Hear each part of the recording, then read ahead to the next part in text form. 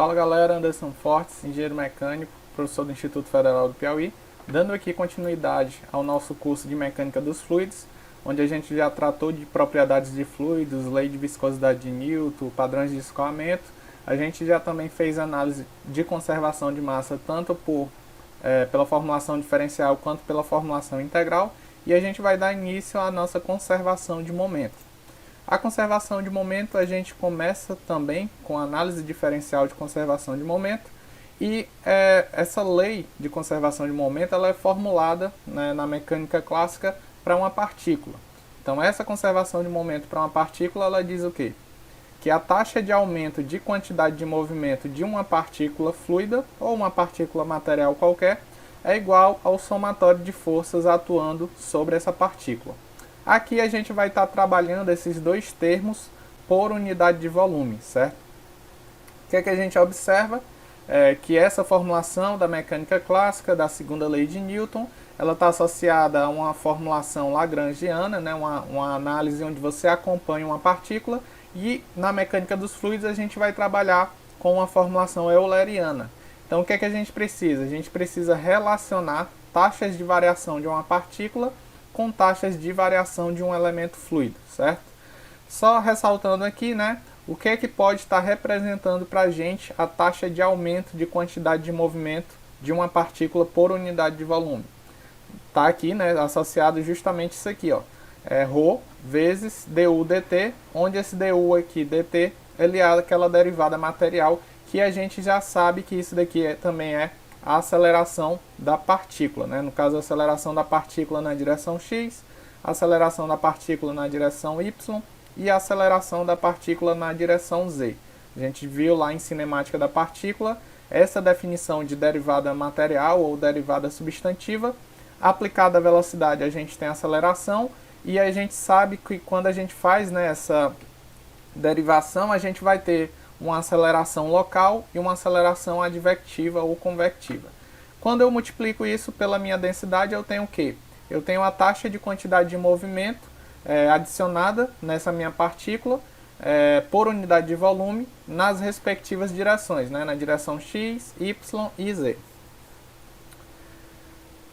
Dando continuidade aqui, a gente precisa, como eu falei, né, fazer a relação entre a taxa de variação de uma propriedade qualquer em uma partícula fluida e a taxa de variação para um elemento fluido, e para isso a gente parte da derivada material para uma propriedade intensiva qualquer, φ, certo?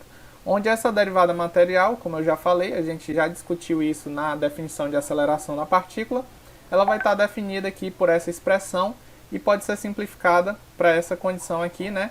dφ dt, que seria a taxa de variação temporal de φ para essa partícula, mais o gradiente de φ, onde esse u em negrito representa o vetor velocidade, a total, né, as três componentes, vezes o gradiente de φ, porque no caso φ é um escalar, então ele vai ter aqui, está associado aqui ao gradiente. O que é que a gente observa? Se agora eu quiser a taxa de variação de φ por unidade de volume, né, isso daqui está me representando a taxa temporal de variação dessa propriedade para a minha partícula, e agora eu quero saber isso, né, por unidade de volume. O que é que eu faço? Eu multiplico a minha expressão por densidade. Então eu multiplico ambos os lados por densidade aqui.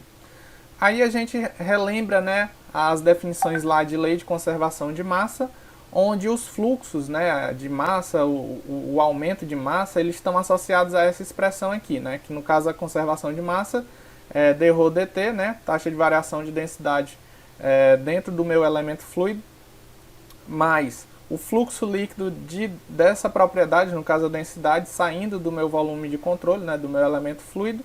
Isso daqui no caso seria, para a conservação de massa por unidade de volume, isso aqui é igual a zero, certo? E se a gente tratasse, por exemplo, de uma propriedade qualquer, né, a gente está avaliando aqui, né, uma equação diferencial associada à minha propriedade densidade. Mas se eu quero associar essas relações a uma outra propriedade qualquer, uma propriedade intensiva, que vai estar associada à massa, e essa propriedade é definida aqui como ρφ. Então, agora avaliando, né, esses fluxos, essas variações para uma outra propriedade qualquer chamada de ρφ, eu vou ter, né, que a taxa temporal de variação de ρφ dentro do meu elemento fluido é igual ao fluxo dessa propriedade ρφ saindo, né, o fluxo líquido saindo desse meu elemento fluido.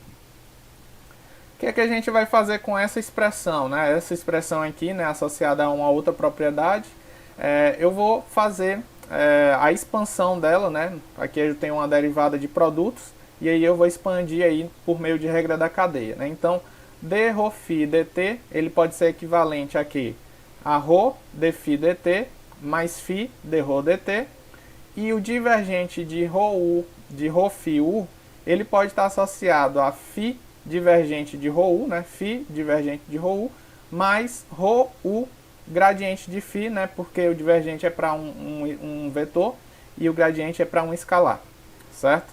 Então eu tenho essa expansão. Quando eu faço essa expansão, o que é que eu observo? Que esse termo aqui, dρ dt, mais divergente de ρu, é justamente, né, os termos que aparecem na minha lei de conservação de massa, e a gente sabe que esse somatório aqui é igual a zero. Então esse termo aqui nessa expressão, ele vai embora. Ele é igual a zero, ele vai embora. E essa outra expressão aqui, dφ dt mais u gradiente de φ, é justamente a derivada material de φ, né, para uma dada partícula. Então aqui o que é que eu tenho?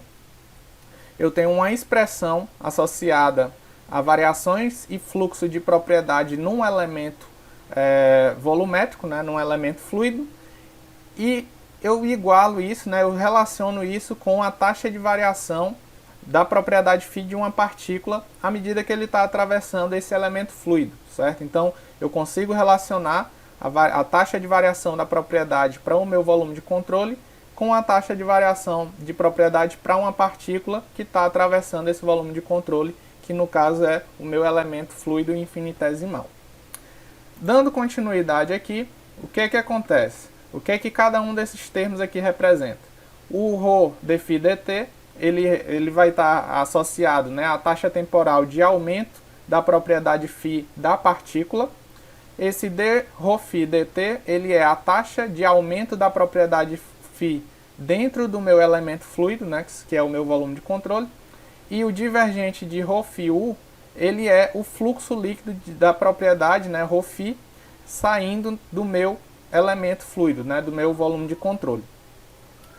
Quando essa propriedade φ, por exemplo, é a componente de velocidade, qualquer uma delas, ou energia específica, né, essa propriedade φ é uma propriedade intensiva, é uma propriedade por unidade de massa, que a gente viu no teorema de transporte de Reynolds, né, como aquela propriedadezinha intensiva, que representa a extensiva dividida pela massa. Mas aqui o que a gente tem? Imagine que essa propriedade intensiva φ, ela pode ser qualquer uma das componentes de velocidade ou energia específica, né, kJ por quilograma, energia por unidade de massa. E quando eu faço essa substituição de φ por essas variáveis, eu chego a essas expressões aqui, ó. Então, quando eu substituo φ por u, que é a componente da velocidade na direção x, eu tenho ρ du dt, que seria, no caso, a aceleração da partícula na direção x, é igual a d φ u dt, que representa a taxa de acúmulo, né, um aumento de quantidade de movimento dentro do meu elemento fluido por unidade de volume, mais o divergente de ρ u, onde esse uzinho é a minha propriedade, né, componente da velocidade na direção x, e esse 1 em negrita aqui, ele representa o vetor velocidade total, certo? E esse divergente aqui, ele representa para mim o quê? Ele representa o fluxo líquido de quantidade de movimento saindo do meu elemento fluido por unidade de volume. E a mesma coisa eu vou ter para as demais velocidades. Então essas aqui são as equações de momento na direção, cada uma das direções, x, y e z, na sua forma diferencial, relacionando a taxa de variação dessa propriedade, que no caso é a quantidade de movimento, para uma partícula que está atravessando um elemento fluido, né, um volume de controle, e com a taxa de variação dessa propriedade, quantidade de movimento, dentro do próprio elemento fluido, que é o volume de controle. A gente volta para cá, e o que é que a gente relembra aqui, né? Então a gente tem aqui que a taxa de aumento de quantidade de movimento de uma partícula fluida por unidade de volume, ela vai estar associada a esses termos aqui, ó. ρ du dt, ρ dv dt, ρ dw dt, que a gente já definiu, né, que isso daqui vai ser igual a d rho u dt mais divergente de rho u, né? E assim sucessivamente para as demais variáveis, né? Então a gente já tem uma associação desse valor. Agora a gente precisa analisar o somatório de forças, né? Como é que eu vou avaliar o somatório de forças atuando sobre a partícula por unidade de volume. E aí a gente pega um elemento fluido e verifica quais são as forças que atuam sobre ele. A gente tem forças de corpo ou de campo, que estão associadas, por exemplo, a campos gravitacionais, campos eletromagnéticos e demais outras forças associadas a corpo. Essas forças de corpo, no nosso balanço, na nossa equação, elas vão entrar como um termo fonte, certo? Elas entram como um termo fonte e já a gente vai visualizar isso melhor. E o outro tipo de força que a gente tem são as forças superficiais, que atuam ao longo da superfície de controle, ao longo das superfícies do meu elemento fluido ou do meu volume de controle. Essas forças de superfície, elas podem ser forças de pressão, que são sempre normais às superfícies, agindo sempre na direção do centro do volume. Então ela age sempre na direção para dentro do meu elemento fluido. E a gente tem as forças viscosas, né, que vão estar associadas aí às tensões de cisalhamento e tensões viscosas normais.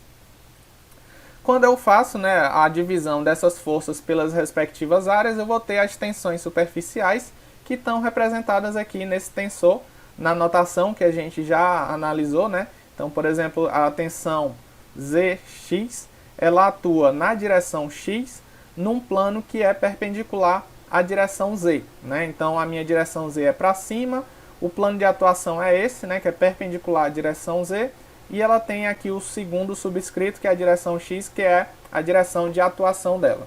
Então eu tenho aqui várias tensões atuando, né, em cada uma das faces, da minha superfície de controle. Como é que eu faço o somatório das forças, né? Então imagine, por exemplo, as forças superficiais atuantes na direção x. Então eu vou ter o quê? As tensões na direção x multiplicada, né, pela área de atuação delas. Então, quais são as tensões? Vão ser as tensões viscosas, tensões normais e também as forças de pressão, certo? Então, aqui eu vou ter aqui na direção x, né, a atuação, a definição dessas tensões, utilizando, né, a mesma expansão por série de Taylor, que a gente já utilizou anteriormente em conservação de massa, e as respectivas definições de pressão, né? Pressão aqui entrando, né, uma pressão positiva entrando no volume, e aqui eu tenho uma outra pressão também entrando no meu volume de controle pela outra face também na direção x.